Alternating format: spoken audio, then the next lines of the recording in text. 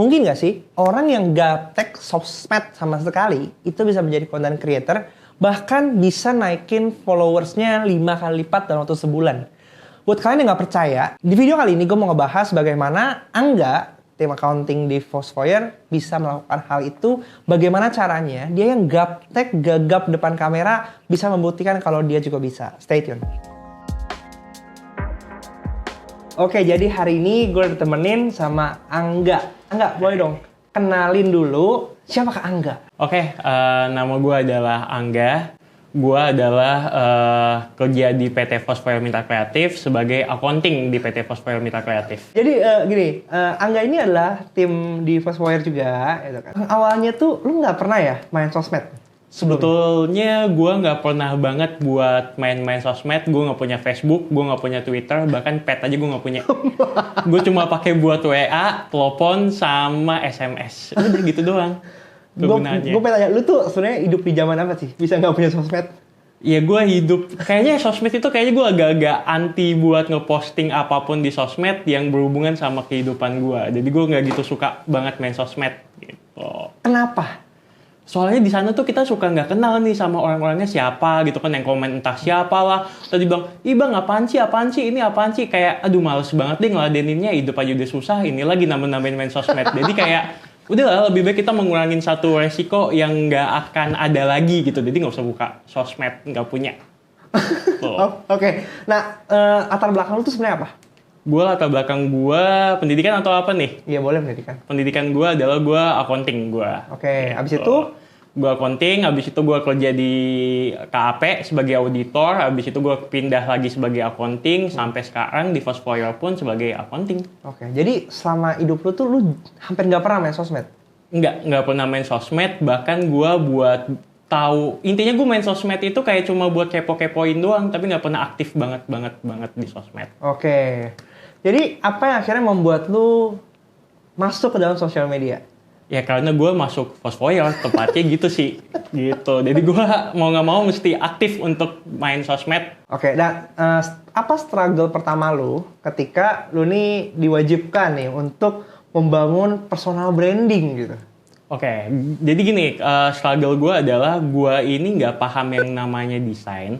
Gue nggak ngerti pakai aplikasi apapun itu, gue nggak tahu itu yang ngedit foto lah atau apa. Bahkan gue punya foto atau apapun, ya udah gue main posting aja. Gue nggak pakai ngedit, nggak pakai apapun tuh. Gue nggak ngerti yang estetikanya kayak gimana. Karena background gue adalah finance, gue accounting. Jadi gue kayak, aduh nggak tahu deh ini apaan. Yang tahu cuma Excel gitu kan. Nah, abis itu struggle gue yang kedua adalah gue juga bukan orang yang good looking banget. Jadi juga kayak, aduh gue mesti posting apa nih, entah muka gue atau apa kayak udahlah lebih aman gue nggak usah main sosmed gitu intinya. Oke, nah dalam konteks lu kan hidup sebagai accounting ya hampir selama ini ya gitu ya. Pernah nggak sih lu tahu tentang terminologi personal branding gitu? Sampai saat ini gue sebetulnya masih belum tahu banget sih personal branding itu gitu. Pokoknya yang gue tahu adalah lu kuliah, lu kerja, cari duit, pulang, selesai. Nah, gitu aja. Hidupnya gitu ya? Iya, betul. Lurus aja gitu ya? Betul. Oke. Dan ketika lu udah menjalani gitu ya, kan sekarang ini kalau misalnya kita ngelihat ada big momentum yang terjadi dalam proses lu membuat konten gitu ya. Iya. Pas di awal gimana, kemudian sekarang tuh gimana gitu? Oke. Jadi pas di awal itu gue bikin konten pertama kali itu gue posting konten itu di Instagram. Di situ gue mencoba untuk mencari tahu tipe konten kayak gimana nih gue. Karena gue kalau foto tuh nggak bisa banget foto. Lalu gue kalau mau ngedesain tuh gue nggak ngerti pakai aplikasi apaan. Dan gue nggak bisa ngegambar juga. Jadi gue mulai dengan cara menulis gitu. Jadi gue pakai ya udahlah konten-konten tulisan aja lah gitu kan.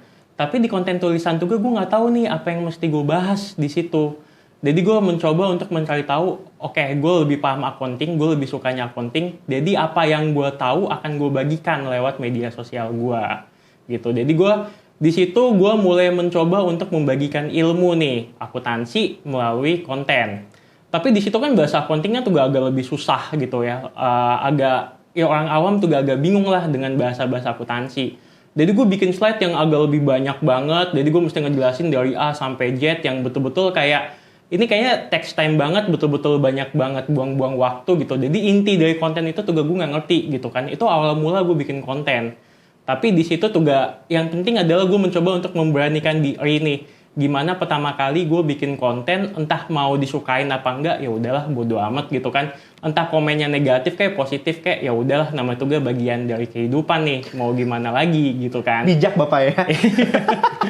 Jadi abis itu gue sempat membuat, tapi lama-lama kok kayak ya udahlah, kayak nggak ada boomingnya banget, belum ketemu kayak titik momentum yang kayak kan biasa-biasa aja tuh kan gue bikin konten nggak ada apa-apa tuh gitu. Jadi kayak ya udahlah, buat apa lagi gue bikin konten ya. Jadi akhirnya nge-stuck lagi aja nih gitu kan konten gue.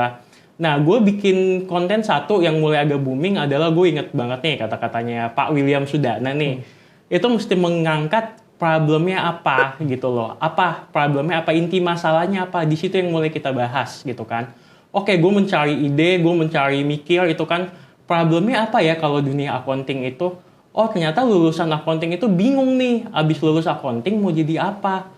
Padahal lulusan accounting itu kalian bisa dapat sertifikat CA, CPA, CIA, banyak lah sertifikat-sertifikat itu yang dimana kalian sebagai mahasiswa waktu itu nggak tahu akan hal ini. Jadi gue bikin konten nih di TikTok, gue bikin lulusan akuntansi bisa kok dapat sertifikat ini, set gitu kan, gue tulisin semua, dan ternyata di situ boom, meledak.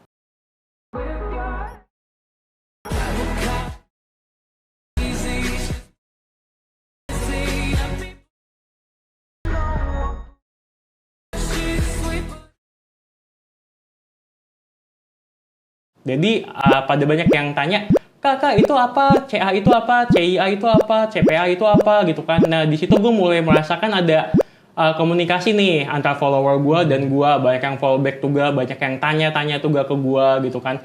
Dan di sini kayak momentum gue, gue udah tahu nih, ternyata titik poin yang mesti gue bahas seperti kayak gini gitu.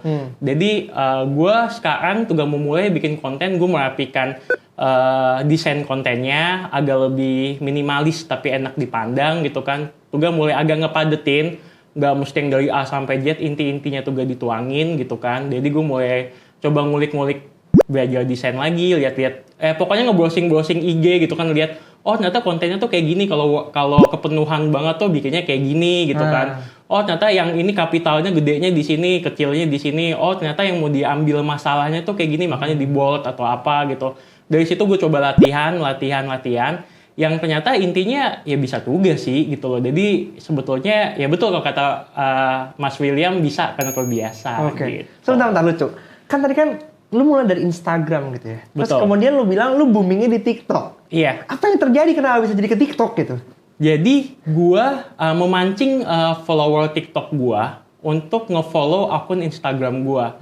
Jadi konten yang akan gua bahas itu bakal gua taruh di Instagram gua. Kalau kalian mau tahu kontennya, ya silakan follow IG gua. Di situ bakal gua posting tuh di IG. Tapi di TikTok itu kayak cuma untuk memancing aja nih, mancing-mancing follower supaya dia bisa ke IG gua nantinya. Karena jujur sih follower di TikTok itu lebih gampang untuk didapat gitu. Wah, sedap banget. Gitu. Oke, tadi kan lu bilang lu tuh nggak familiar sama sosial media. Iya. Ngomong kamera tuh familiar nggak? Ngomong apa? Ngomong di depan kamera. Sebetulnya ya kalau untuk personal branding sih nggak gitu ya. Kayak gue tuh gak cadel gitu loh. Dan gue agak susah buat ngomong di depan, kayak aduh gue takut nanti orang paham gak sih omongan gue atau apa. Tapi lama-lama kayak ya udahlah, berteman baik aja gitu, kayak ya udah apa adanya, jalanin aja, nanti gimana respon orang ya terserah aja gitu. Nah, konten yang lu bagikan di TikTok tuh kayak gimana bentuknya? Nah, konten dulu gue bikin di TikTok itu adalah gue ngevideoin, gue nge-selfie muka gue sendiri, gue ngomong sama kamera gue sendiri, dan di situ nggak gitu terlalu banyak banget yang like, nggak gitu terlalu banyak yang follow. Kenapa tuh? Entahlah, mungkin kayaknya orang nggak suka sama gaya omongan gue atau bahasa gue kali ya gitu. Oke, lanjut. Terus gimana akhirnya? Tapi akhirnya gue mencoba ide kayak, ya gue nge-scrolling lagi TikTok nih, lihat lagi konten mana sih yang kayaknya cocok banget sama diri gue gitu. Okay. Jadi gue lihat, ini bisa kok cuma konten tulisan kayak gini doang yang cuma 2-3 kata tapi bisa FYP gitu. Kenapa konten yang nggak kayak gini kita modifikasi dikit seakan-akan ini kayak konten akuntansi gitu. Jadi gue ubah bahasanya. Jadi gue sekarang konten gue cuma bikin video. Gue jarang banget ngomong di TikTok gue. Dan gue bakal melempar konten gue ke IG. Tapi lewat TikTok dulu. Gue mancing dulu di TikTok gitu. Oke. Akhirnya dari berbagai macam eksperimen yang lu lakukan, lu bisa menemukan bahwa ini format yang paling efektif buat gue. Iya. Dengan effort yang juga minim. Iya, bisa dibilang kayak gitu sih. Karena konten TikTok sama Instagram gue adalah sama. Kita ngebahas masalah konten. Jadi apa yang ada di TikTok gue lempar ke IG, apa yang di IG gue lempar ke TikTok. Gitu. Oke. Apa sih yang mendasari lu akhirnya gue mau serius nih untuk membuat konten secara aktif? Sebetulnya gini sih, dulu gue kalau boleh jujur, dulu gue sebagai mahasiswa gitu ya. Gue tuh agak kesulitan bingung nih, ini apa ya. Dan gue mesti tanya-tanya itu ke beberapa senior atau beberapa dosen gitu kan. Tapi kan kadang dapat jawaban agak susah kan.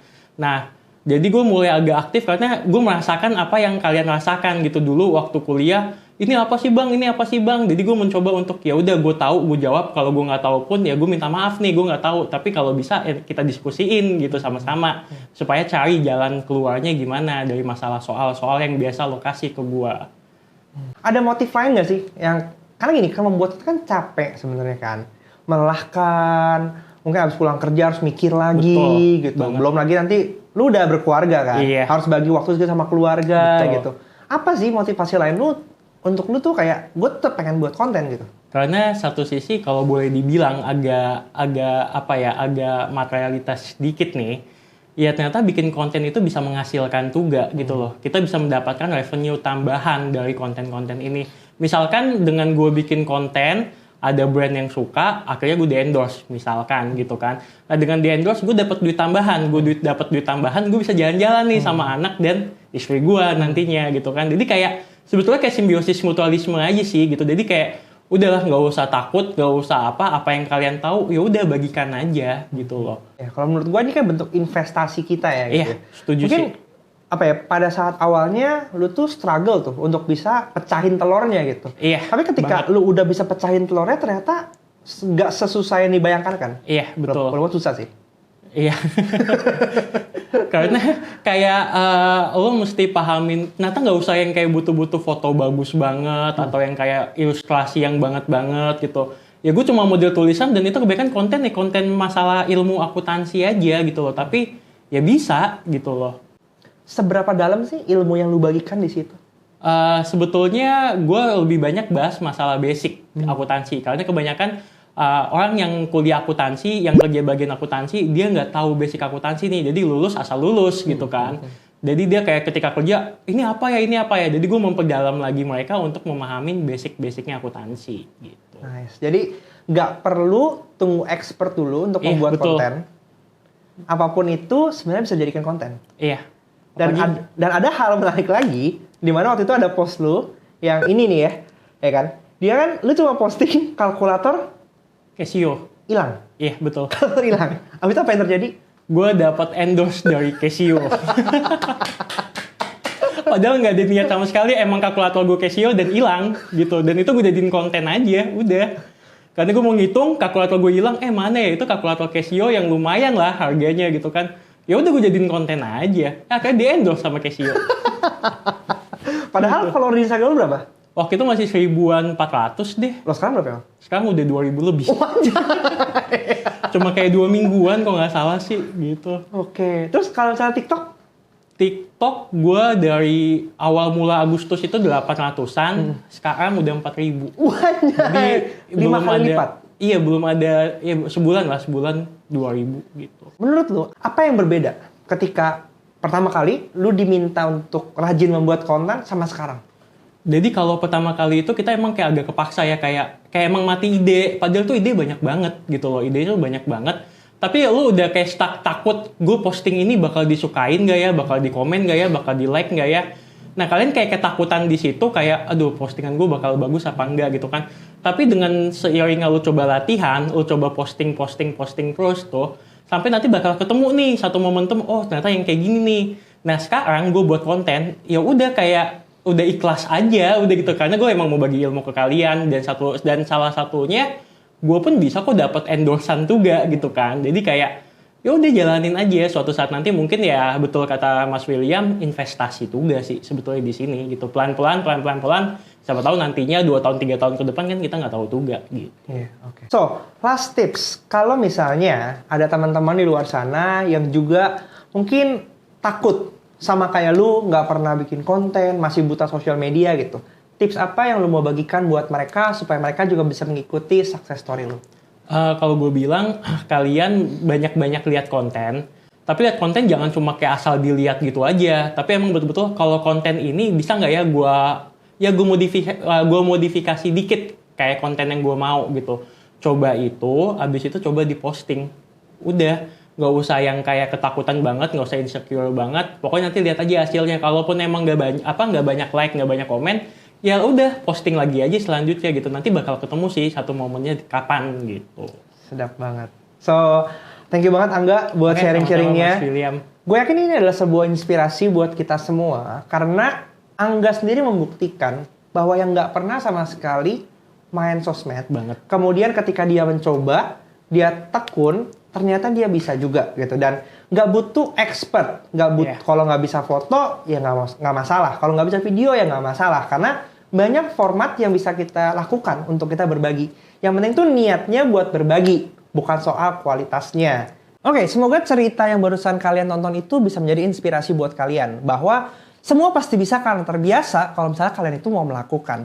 Gak ada hambatan, gak ada kata gak bisa. Semua itu tergantung lu mau atau enggak. Buat kalian yang suka juga dengan konten-konten seperti ini, silakan hit like buttonnya. Karena satu like button kalian akan membantu supaya banyak orang yang gak percaya kalau misalnya semua orang tuh bisa bikin konten, itu bisa jadi terpapar juga. Dan kalau misalnya kalian juga suka dengan video selanjutnya ini, silakan subscribe di video ini. Karena gue akan banyak ngajak juga teman-teman gue yang berhasil menembus comfort zone mereka supaya bisa membuat konten, supaya juga bisa menjadi inspirasi buat kalian semua. Sampai jumpa di video selanjutnya. Semua pasti bisa karena terbiasa.